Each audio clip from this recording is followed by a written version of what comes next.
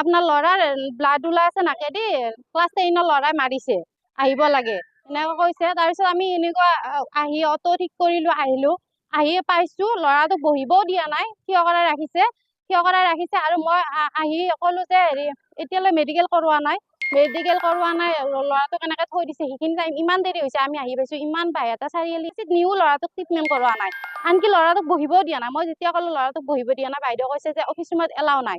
Office ৰুমত allow নাই, কি কাৰণত এলাও নাই, ক'ৰবাত নিয়ম আছে নেকি? আৰু মই এই নিউজৰ যোগেদি মই ক'ব বিচাৰো, হিমন্ত ডাঙৰীয়াক মই এইটোৱে ক'ব বিচাৰো যে কোনখন আইনত আছে যে এটা ব্লাড যাই থকা ল'ৰাক কোনখন আইনত আছে যে অফিচ ৰুমত, প্ৰিন্সিপাল ৰুমত বহিব দিয়া এলাও নাই।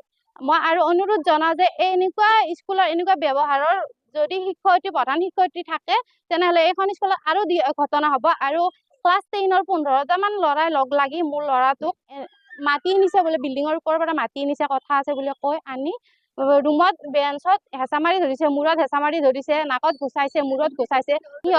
সিহঁতে বোলে বেলেগ মাদ্ৰাছাৰ ল'ৰাৰ লগত কাজিয়া লাগিছিল আজি 3 দিন মান আগত লাগিলে। ই বোলে চাই আছিলে, ইয়াক দুটামানে ক'লে যে কি কাৰণত আমাৰ মাজত সোমাইছা? ই ক'লে যে মই মাজত সোমোৱা নাই, মই জাষ্ট যাই থকা বুলি কয়, তোক চাই আছো এনেকে কৈছে। গ'ল কথা গ'ল।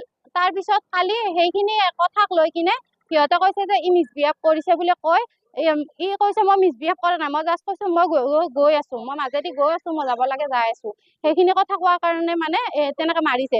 আৰু মাৰিছে এনেকুৱা নাকেদি ব্লাড যে আছে, ইমান দেৰি প্ৰিন্সিপাল বাইদেউক আহি বেলেগ হেৰি ছাত্ৰক পঠাই দিছে, সিহঁতৰ লগৰে মাতিবৰ কাৰণে। মাতিব আহিলে বাইদেউ, প্ৰিন্সিপাল বাইদেউ বীণা বাইদেউ বোলে কৈছে বেলেগ ছাৰক লৈ যোৱা বুলি কৈছে। বাইদেউ যোৱা নাই, চাহ খাই বহি